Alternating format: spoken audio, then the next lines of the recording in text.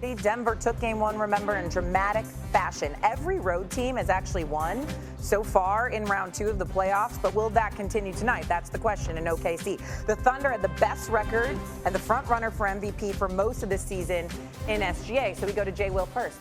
What is at stake for my namesake tonight? Oh, I think this is a massive opportunity for him. I know he's 26 years old, doggy, but it's a coronation opportunity for him.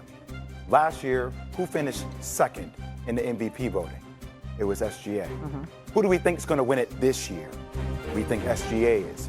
Even though the award hasn't came out yet, who dominated with a historical performance in game one with 44 and 22 rebounds? I think this is a moment in time where SGA can dethrone Jokic. To me, I've said this multiple times throughout the course of the year. I think SGA is the MVP, but I think Jokic is the best player in the game. And this is a moment in time where I want to see SGA turn into a postseason player. I know what he does in the regular season. We've seen this happen multiple times. This is a team that won 68 regular season games. How many teams have come close to winning 70 regular season games? I've seen it. What has he talked about the whole year? He's talked about this moment. Now, I know one man can't beat five.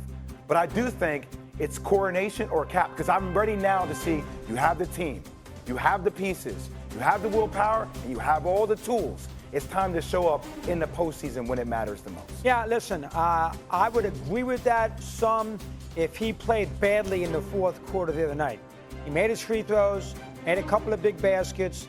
They lost that game the other night. I mean, they had a 9-point lead with 4 minutes to go in the game, 113 to 104. They lost that game the other night because that coach did a horrific job with those fouls. Horrific. How do you foul when Jokic is on the bench? How do you foul when you're up 3 to give him 2 free throws? You can't, and that's, come on. I mean, geez, we've seen some bad coaching in this postseason so far. That was horrendous. Well, we're going to look at it. Look at what? You don't foul in that spot. You did it twice with 12 seconds to go. That's point number one. Point number two, Holmgren, you got to make your free throws, okay? You know, we can do all the commercials you want. Make the free throws. He's got a 1-point lead with 4 seconds to go, and he missed both free throws. That that cannot happen under any circumstances. And here's the thing about OKC that's very worrisome. Unlike the Celtics to me, I think the Celtics will figure it out because they got that, as Stevie said before, they've been a championship team. Here's the thing that worries you about Oklahoma City. They beat a horrendous Memphis team. And last year they won 6 playoff games and were awful against Dallas. I think they are a little bit of a regular season team too. I don't know who their second greatest player is. And Denver right now, they got a little spark. That Malone firing did something. They got out of that Clipper series. That basket they got in game 4 with the alley-oop on the dunk with no time to go. They're down all the, and this is a championship team. They won 2 years ago. Jay is 100% right. He is so good, Jokic, it's mind-boggling. Murray's good. Gordon's underrated. Westbrook's giving him a little something. I think OKC's in big trouble in this series because Denver knows how to win a title, and Oklahoma City has not shown that they can do that yet. So because of that, I don't put it on SGA. I put it on the franchise. They need to win a series more so than SGA does. I don't think it's his fault. I think it's the team's fault if they lose. Stevie? I don't think there's any misinformation either of you are putting out. There's nothing that you said that is wrong. I just think y'all are missing the focus.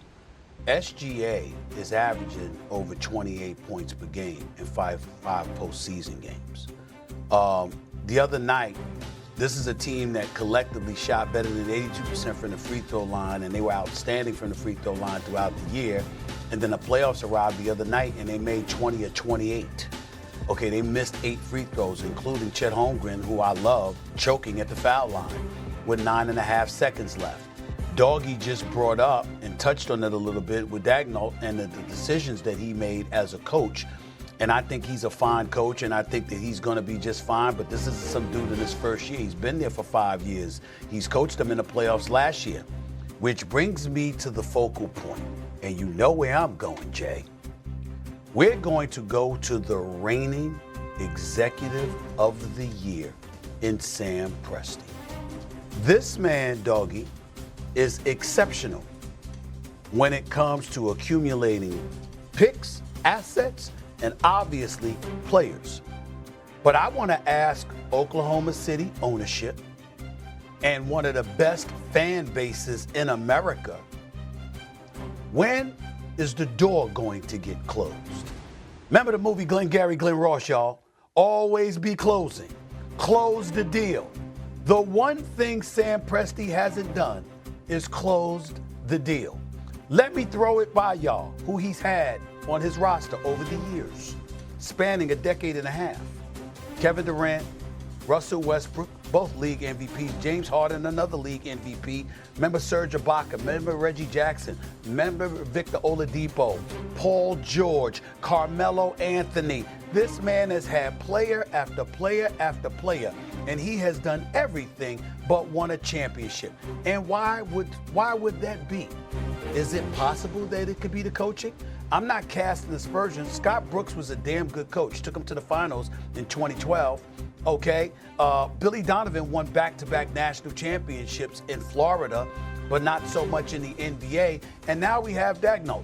In each scenario, when looking at those teams, although they were all damn good coaches who are highly respected, there has been times, and you know this, Jay, there were times where we looked at their roster and we said, did you need to tweak something? Maybe you needed to have a different man at the helm for that particular roster that you had available. All I'm trying to say is that if it's anybody else, and this is why I bring this up, Sam Presti obviously is exceptional. You want somebody like him overseeing your organization. My issue is there is such a thing as getting comfortable with competing and being in the mix, understanding that you don't necessarily have to close, where you don't prioritize closing the deal. Because as long as we're in the mix, and as long as we're challenging, and as long as we're pushing, and as long as we're competing, and we're a part of the conversation, I've done my job. Well, maybe, just maybe, all right, if you had somebody that was more experienced, you don't have the error like you had the other night. Or you're not thinking that a thin Chet Holmgren and Isaiah Hartenstein is enough to go against the girth, not only that Jokic brings to the table, but Aaron Gordon, who had 22 and 14. We got to look at that. When you're running basketball operations, it ain't just about the players you pick. It's about the coaches you choose to coach them to. All I'm trying to say is that Sam Presti has been at the helm for over 17 years, and he's had championship rosters at least 7 or 8 times, and not one ring to show for it. That's where I'm looking at. That's where I'm looking at. Not wrong. I can't disagree with that. All the things that Sam Presti has been able to do, stockpiling draft picks, making movements in free agency, I think have been